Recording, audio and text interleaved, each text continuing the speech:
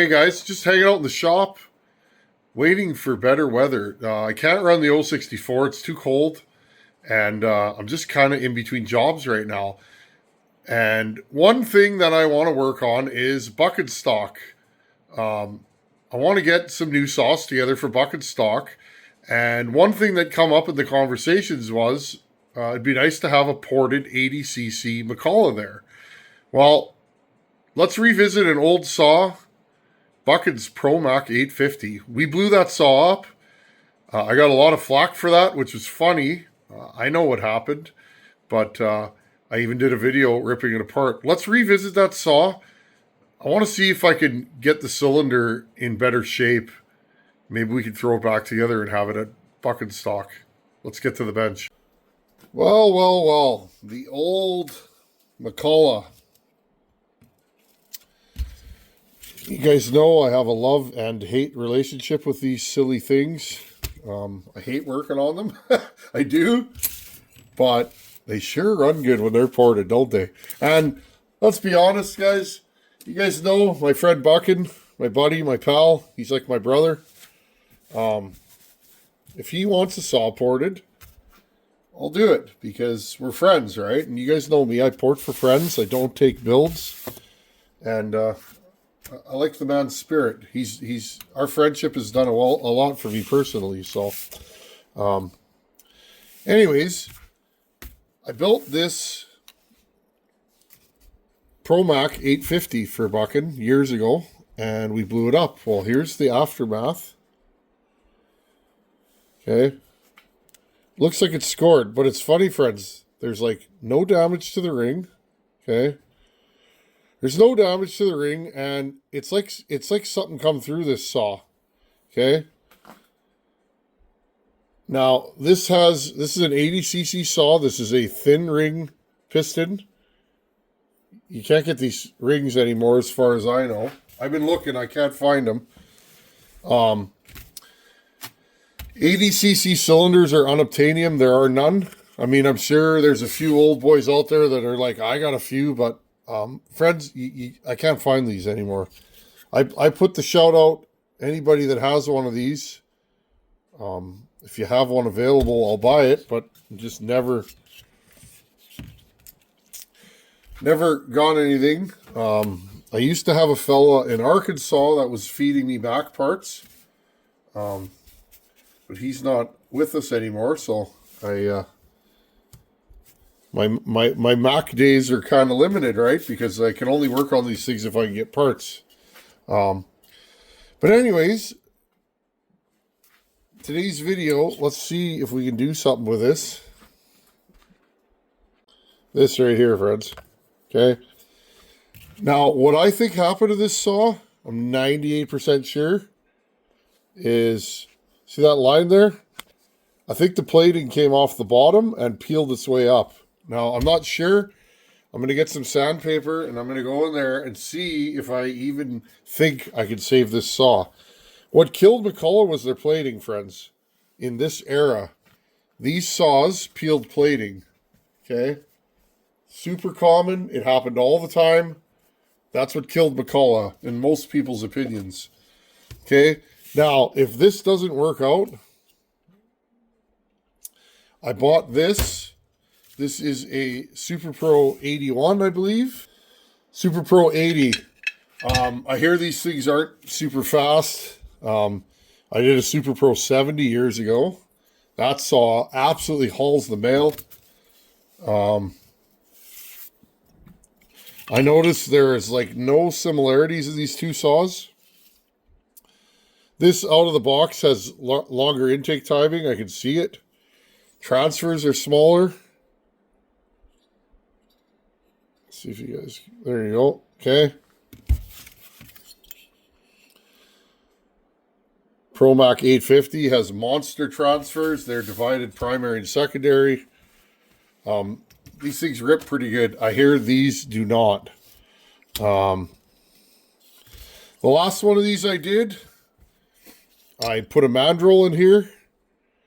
I cut the base of the cylinder, the Super Pro 70. Maybe I can get Buckin to pull that thing out again. That's a finicky saw. It's not the best idler. It sure cuts though. Wow, look at that. Oh yeah. This is a point saw, as that Super Pro 70 is. Um, but we did some things to that Super Pro 70. That saw come out of Houston, Texas, and I didn't know what it was, and I made appropriate moves or inappropriate moves. Now, once I cut the base, friends, I had to go in and cut these bearing pockets because on a Mccullough, this is not the piston for this cylinder, so that's probably not a good idea, but on a Mccullough, okay, goes together like this. So what I had to do was I had to lap these down until they fit loose enough that there was room for sealant in there, but tight enough that they weren't going to move. I put that engine together back and forth about 50 times. Okay. And it took me months to do that. I'd prefer to not do that again, but if I have to, I will. Most of that will be off camera. But basically, I had to keep putting it together until this is perfect. Okay. Till the fitment was perfect. Because with that pocket being too small, when I cranked it all together, you could feel it. Okay. So, and that saw's been running for years. I'm sure it doesn't have a huge amount of time on it, but it just shows you what you can do if you put your mind to it. So these saws both have the same piston, but this has thick rings. This is a thin ring piston. So again, this saw will outrun this, I guarantee it. Doesn't mean we can't make this. Yeah, the exhaust port. Oh, yeah, I was going to say, the exhaust port's different. Of course it is, Tin Man. You ported this saw. Now, biggest issue with these saws, if you do machine work to them, you throw off all your coil mounts right? Your coil ends up being too close to the flywheel, which means you got to oval these slots out. It's a disaster, friends, so just be forewarned. If you do machine work to one of these, even if you can get it together, it's going to be a lot of work.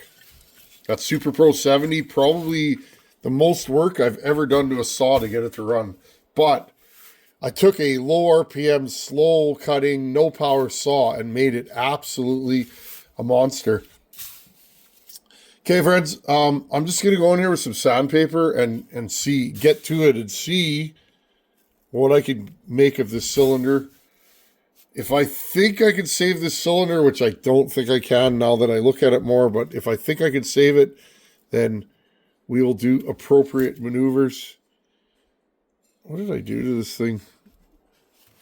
Oh, yeah, I fed the primary right from the case a bunch, and the secondary I fed from the case, but not as much. That's about it. I didn't do a ton of transfer work to this. I just ground these down so they're case fed. Interesting, eh? Okay, I'll get back at it. Just going to sound this a little bit and see what we can make of it.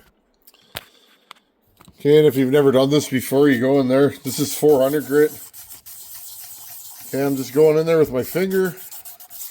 It's looking better, but I have a feeling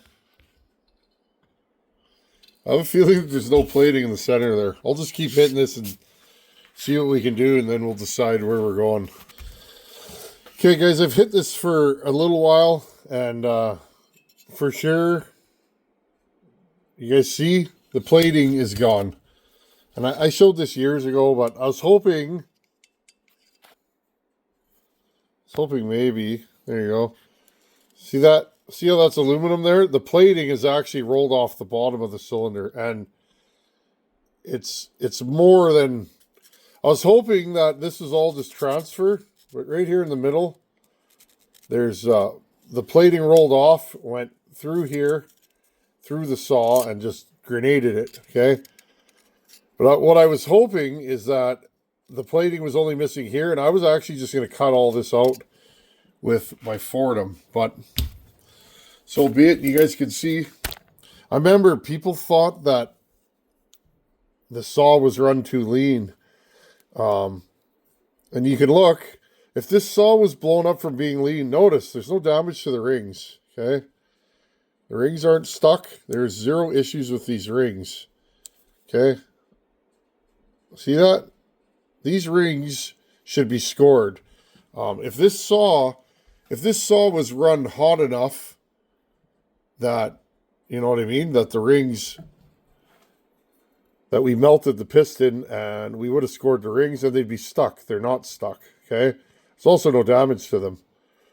So, if the saw was run too lean, I would tell you, but that's not a fact with this one. What happened is the plating started to roll here. The plating rolled up, got trapped in between the piston and the bore, and blew the saw up. And that's why the saw was going randomly lean, okay? And he was tuning it, and then it was cutting good, and he was in the cut, and that's when the plating came off. These are the games we play, friends. When we decide to do these old saws, we know the risks we're taking, and some people wouldn't take those risks. I will because it's fun, but I get it. If you don't want to port your vintage saw because the chances of disaster are pretty high, then don't port it. So what does that leave us with? Well, that leaves us with this Super Pro 80. Again, this goes in here like this. Okay. That goes like that. I'm thinking this saw, well, let's see. This thing may need a set of rings. It may need a piston. I'm going to dig through, see what I got. I'm not affiliated with this company at all.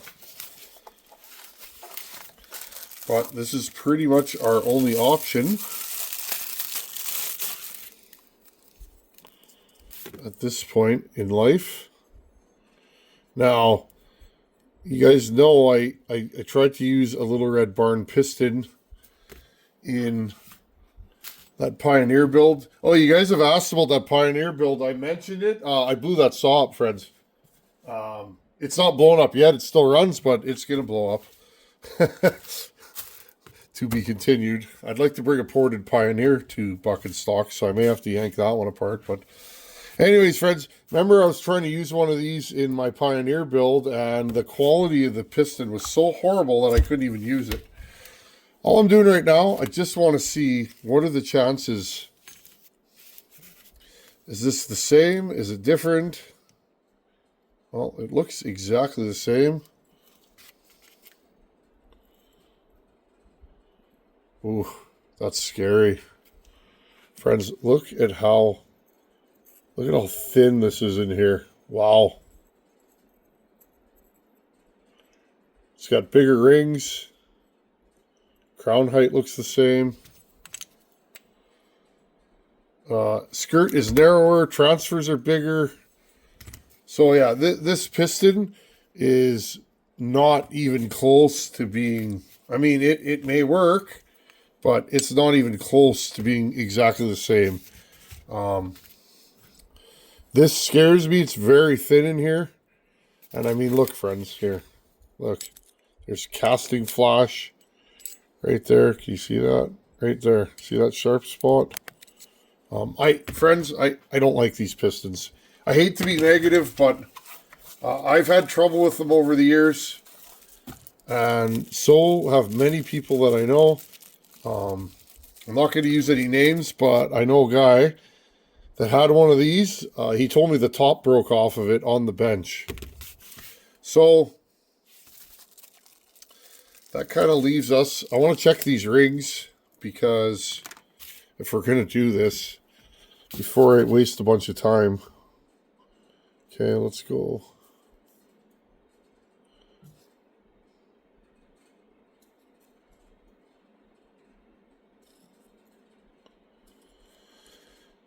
I've had these where the rings are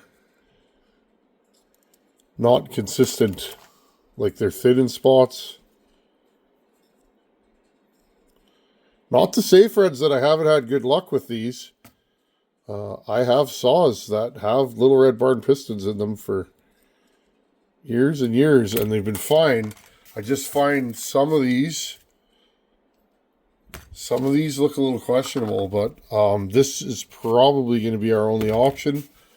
So we know we can't use this. Yeah, friends, that's too bad. This thing would have blown up whether I ported it or not, because remember, it came off the bottom. Now, this is a 70s saw back when they had amazing plating. So, what I can do is, I may do a hybrid. I may put an electronic ignition on it. But from what I know right now is, well, here, let's see this.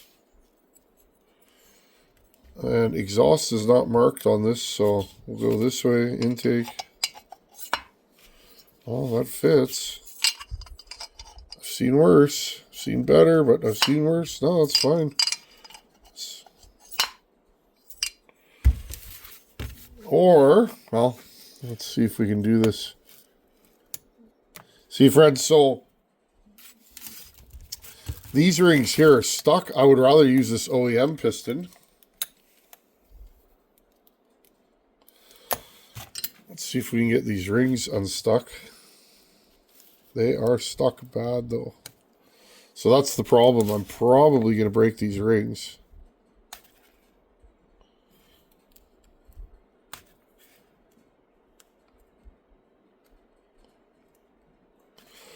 Yeah, so these rings are absolutely... I don't know why they're stuck in place, but they are. And the funny thing is like this saw had blow-by. You can see it. Okay, so it needed rings regardless. But what would be nice is, what if I could put these rings, because this is a thick ring piston, if I could put these rings on this piston, then that saves me the worry. Because the problem is, friends, when I'm using a piston like this, I'm going to hold back. And by hold back, I'm not going to make the saw is not going to be all that it can be. Yeah, this piston is kaput. But again, friends, there's a lot of parts that are transferable between Buckin'S 850 and this Super Pro 80. Okay, whether it be engine mounts, carburetors, stuff like that, that I think I could easily get this thing running. Now, the first thing I would check on this saw is the timing numbers and the squish. The Super Pro 70, you guys would have to go back. I built that saw like 5 years ago. The Super Pro 70 had like, I don't even know, I think it was like 60 or 70,000 squish. So I think I dropped that cylinder like 40 thou, tighten the squish up nice and tight. Not so tight because this is a clamshell. Okay. And then again, I cut these pockets. That was a lot of work. I don't even know. Do I want to do it again? Well, I guess I could. I am the Tin Man, right? We don't mess around on this channel. But anyhow, friends, I think likely that's what we're going to do. So what I'm going to do is I'm going to spray this with some good penetrating lube and see if I can get these rings off without damaging the piston. Oh, there we go. And it's broken. Well then. Yeah, friends, these things are absolutely stuck. So sometimes that's just what you got to do. Well, before I get too hog wild, again, there's nothing you can do when your rings are stuck.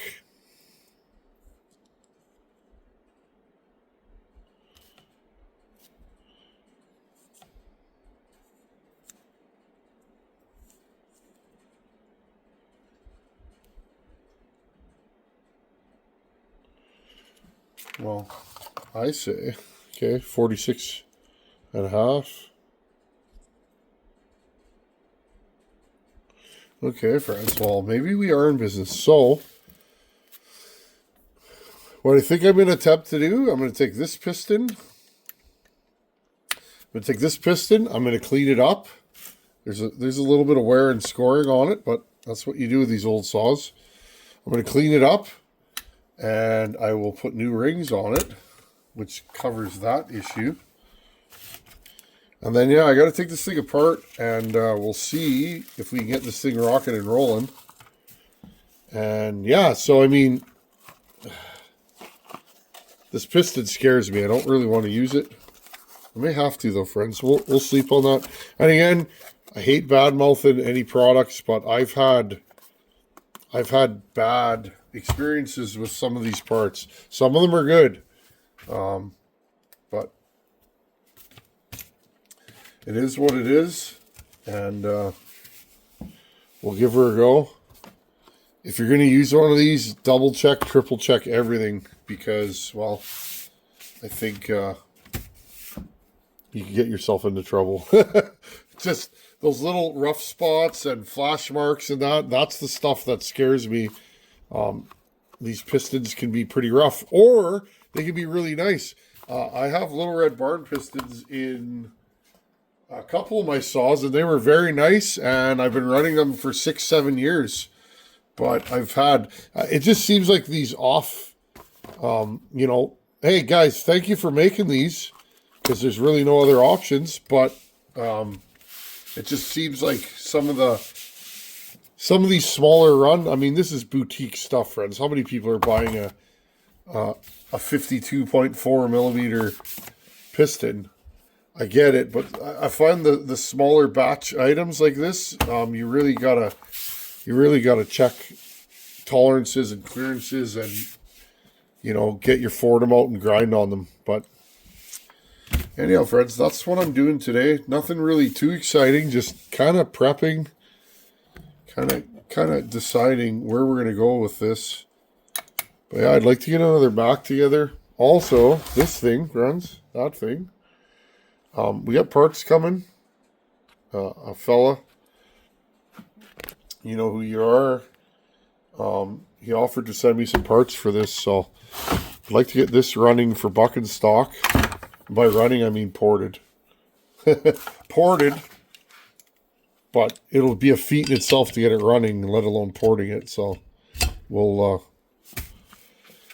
see what we got. This thing still has lots of compression, so we'll see. Okay, friends. Thanks for watching. Take her easy. And, yeah, I'm a glutton for punishment. May have to throw together another Mccullough. These things are nuts once you get them running. Later.